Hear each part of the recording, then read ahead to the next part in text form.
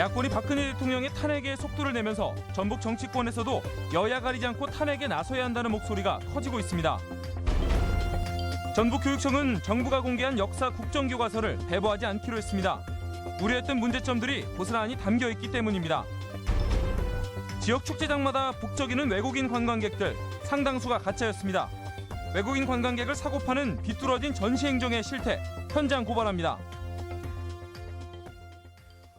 여러분 안녕하십니까? 전북권 뉴스입니다. 도내 정치권의 대통령 탄핵 결기가 확고합니다. 여야 가릴 것 없이 새누리당 의원까지 한 목소리를 내고 있습니다. 대통령 즉각 퇴진을 요구하는 도내 시민사회단체의 촛불 집회는 주말에도 계속됩니다. 이종휴 기자가 보도합니다. 도내 유일의 새누리당 의원인 정운천 의원은 박근혜 대통령 탄핵이 필요하며 자신은 탄핵에 찬성한다고 재차 밝혔습니다. 하지만 정국에 대한 해법은 도민 정서와는 달랐습니다. 정 의원은 박 대통령의 하야나 퇴진은 국정 공백이 발생하는 만큼 반대한다며 새누리당 역시 현 체제 안에서 환골 탈퇴해야 한다며 탈당하지 않겠다는 입장을 밝혔습니다. 진박들이 나가야 할 분들이지 사실 큰 책임이 없는 우리 초선 의원들이 탈당할 이유가 어디 있겠습니까? 국민의당과 민주당 도내 의원들은 박 대통령 탄핵에 한 목소리를 내고 있습니다. 하야와 퇴진 투쟁 그리고 탄핵을 병행하고 있는 두 야당은 다음 달 2일 또는 9일로 예정된 탄핵안 상정과 표결에 예외 없이 임하기로 했습니다. 즉각적으로 퇴진해야 된다 이렇게 계속 요구를 했지만 퇴진을 하지 않고 버티고 있기 때문에 탄핵을 할 수밖에 없다. 박 대통령의 하야와 정권 퇴진 운동을 벌여온 전북시 국회의는 오는 30일 전주에서 민주노총 중심으로 총파업 집회를 열고 3일 토요일에는 도민 총걸기 대회를 이어갈 예정입니다. MBC 뉴스 이종휴입니다. 역사 국정교과서를 바라보는 전라북도 교육청의 판단은 조금도 바뀌지 않았습니다. 친일 축소, 독재 미화 등이 여전하다는 것인데 일선 학교에도 배부하지 않을 방침입니다. 정진호 기자가 보도합니다. 전북교육청은 공개된 역사 국정교과서 검토본에 대해 적지 않은 문제점을 지적했습니다. 현대사 부분 지필진 가운데 역사 전공자가 단 한 명도 포함되지 않은 데다 친일을 축소하고 독재를 미화하거나 분단을 고착화하는 내용이 다수 포함됐다는 것입니다. 여론을 수렴한 국정교과서가 나온다 해도 학교에는 배부하지 않고 다른 시도교육청과 공동 대응하기로 했습니다. 저희는 12월 24일까지 검토 기간이 있긴 하겠지만 국정역사교과서를 학교 현장에 배부하는 일은 최대한 막을 예정입니다. 교사들도 편찬 기준부터 내용이나 편집까지 검인정 교과서보다 못하다고 비판했습니다. 이승만 박정희 띄우기나 아니면 이제 경제 성장 위주의 교과서가 나올 거라는 그런 우려가 과히 틀리지 않았었다. 도의회도 국정교과서 강행은 근본적으로 문제가 있다며 다시금 철회를 촉구했습니다. 또 1학년의 역사 과목을 배정해 교과서를 신청한 중학교 4곳의 교과서 구입비도 삭감하기로 했습니다. 우리 아이들의 미래와 명예로운 민주주의를 위해서 제발 부끄러운 행동을 중단할 것을 거듭 촉구한다. 교육부는 다음 달 23일까지 의견을 수렴해 내년에 배포하기로 했지만 역사 국정교과서 반대 여론은 더욱 거세질 것으로 전망됩니다. MBC 뉴스 정진호입니다. 전라북도가 내년도 국가 예산으로 189개 사업에 8,500억 원의 증액을 요구해 국회 심사 결과가 주목됩니다. 국회 예결위는 현재 지역 증액 사업 심사만을 남겨두고 있으며 다음 달 2일 최종 예산안을 통과시킬 예정이지만 탄핵 정국과 맞물려 의결이 늦어질 가능성도 있습니다. 전라북도는 예결위 소속 도내 국회의원을 상대로 사업의 당위성을 설명하며 증액에 총력을 기울이고 있습니다.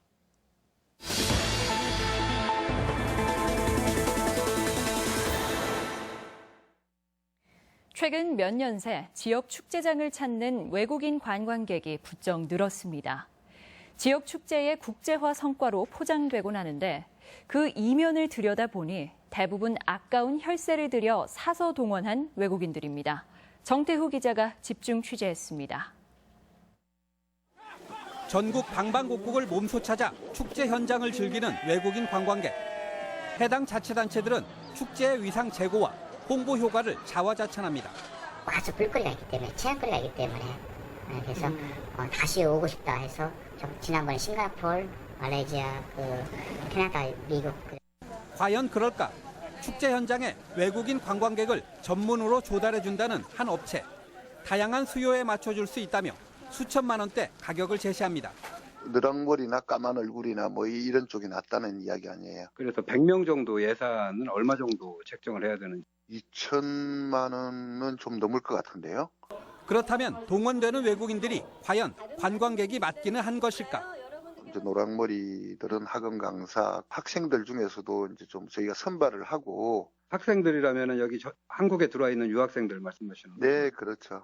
더불어 자신들을 필두로 많은 유사 업체가 경쟁하고 있다는 사실도 귀뜸합니다. 우리 밑에서 일을 배워가지고 또 나가서 자기들이 뭐 차리고 한 거는 뭐 여행사에서도 하기도 하고 하더라고요. 이들로부터 외국인 관광객을 조달받은 도내 유명 축제의 담당 공무원도 돈을 주고 동원했다는 사실을 시인합니다. 불러오는 건 예. 재전위의 판단입니까? 시의 판단입니까? 저희와 같이 공동 판단이죠. 그래서도 그거에 대해서 공감을 하고 계십니까? 예. 또 다른 문제는 이처럼 돈을 받고 전국을 순회하는 외국인에게 축제를 즐기고 제대로 참여할 의지를 기대하기는 어렵다는 점입니다. 그 외국인들이 너무 서두르게 움직이니까, 그리고 자기들끼리 얘기를 해요. 이거 하고 빨리 가야 된다고, 그 가이드가. 어디로 가야 된다고? 다른 지역 쪽으로. 다른 축제? 네.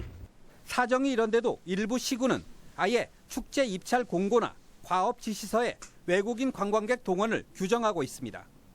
자치단체들은 왜 막대한 예산까지 투입하면서 외국인 관광객들을 사오는 것일까?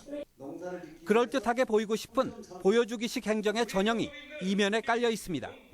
우리들끼리는 아무 필요가 없는데 이제 자치단체장의 의지가 너무나 워낙 확고하고 그런 쪽으로 또 내세우기를 좋아하시는 분 입장은 또 안 맞춰주면.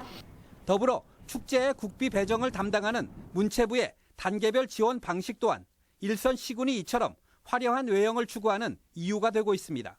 대표를 거쳐서 글로벌 육성축제라고 졸업한 축제가 있습니다. 예. 그렇기 때문에 그쪽에서는 해외 관광객 유치를 위해서 노력하시는 부분이 있겠죠. 최근 한국문화관광연구원의 조사에 따르면 절대 다수 외국인들의 한국 방문 횟수는 한두 차례에 불과하고 방문 지역 역시 서울, 제주로 국한됩니다. 관련 업계에서는 대부분 초행길인 외국인들을 지역 축제 참관 대상으로 삼는 발상 자체에 문제가 있다고 말합니다. 엽기사들은 우리 눈으로 보자고 태국을 각 지역마다 축제가 다 있는데 우리가 태국 지역적으로 가? 근데 여기 탁상무시로 막 그 축제를 해야 막 그런 걸 해야 막 예산 타오고 하니까. 브라질 리우 카니발이랑 일본 삿포로 눈축제 등 세계 대표 축제에 자발적 외국인 관광객들이 지역 경제에 미치는 효과가 막대한 것은 사실입니다. 하지만 너도 나도 어설픈 글로벌 축제를 표방하면서 볼모로 잡힌 주민 혈세의 가치는 축제 현장에서 보여지는 외국인 몇 명에 비할 바는 더욱 아닙니다. MBC 뉴스 정태우입니다. 도지사와 전주시장이 이번 주 만나 전주 종합경기장 개발 방식을 논의하기로 했지만 합의점 도출은 어려울 전망입니다. 전주시는 이번 주 목요일 김승수 시장과 송하진 지사의 만남을 앞두고 지사가 요구한 선결 조건을 검토했지만 명확한 해법을 찾지 못한 것으로 알려졌습니다. 송 지사는 지난주 종합경기장 양여 당시 약속한 민간 투자와 함께 롯데와의 법률적 문제가 먼저 해결돼야 한다는 입장을 밝혔습니다. 가습기 살균제 사태는 생활 속 화학 제품의 위험성을 경고한 사례인데요. 소비자들은 여전히 화학 제품의 정확한 정보를 알 길이 없습니다. 김하연 기자가 보도합니다. 두 아이를 키우는 주부 김현옥 씨. 샴푸와 로션, 물티슈 등 아침에 가족들이 사용한 화학 제품만 10가지가 넘고 집에 있는 화학 제품을 모아보니 50여 개에 달합니다. 이거를 없다고 지금 생각을 하면 당장 외출할 때랑 어떻게 하지? 그러니까 좀 필요하기는 한데 불안감은 있고. 가습기 살균제 사태 이후 불안감이 커져 베이킹소다 등 천연 화합물 사용을 늘리기도 했습니다. 하지만 소비자가 화학 제품의 적정 사용량이나 유해성 여부를 다 알기는 어려운 실정입니다. 좋은 건가 나쁜 건가 솔직히 판단의 기준이 전혀 없고요. 그 성분을 봤을 때 이게 어떤 이유 때문에 첨가됐는지 자체도 알 수가 없고 글씨도 워낙에 작고요.